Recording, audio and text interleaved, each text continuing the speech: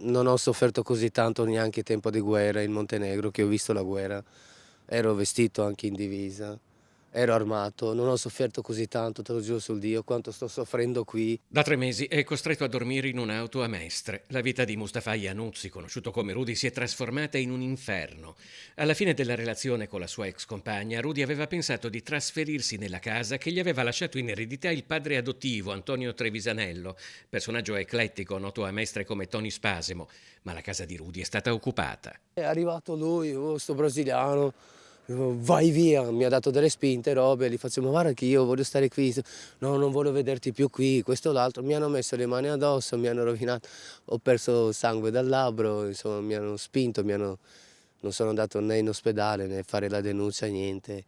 Ho detto spero che io un domani, perché i poliziotti mi hanno detto tu hai ragione, ho chiamato la polizia, robe, mi hanno detto tu basta che prendi un avvocato, la casa è tua. E l'avvocato Rudy l'ha trovato, un avvocato che non ha dubbi su come tutta la ragione sia dalla parte del suo assistito. Ho già preso un appuntamento presso la caserma dei carabinieri di via Miranese e col maresciallo predisporrò una denuncia e poi fisserò un accesso in loco perché lui poi peraltro ha le chiavi di casa.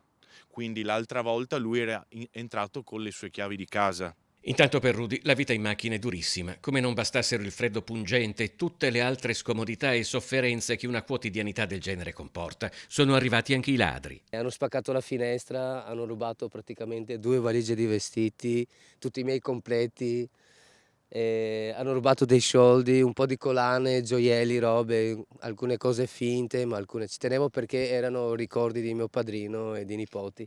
A uno povero portano via, non è giusto. Ha avuto una vita complicata, Rudy. Montenegrino è arrivato in Italia come profugo da un territorio segnato dalle guerre di dissoluzione dell'ex Jugoslavia, ma una sofferenza così grande non l'aveva ancora provata. Io ho perso 16 kg, pesavo 72 kg, mi allenavo, mangiavo, bevevo, facevo tutto e di più, stavo bene.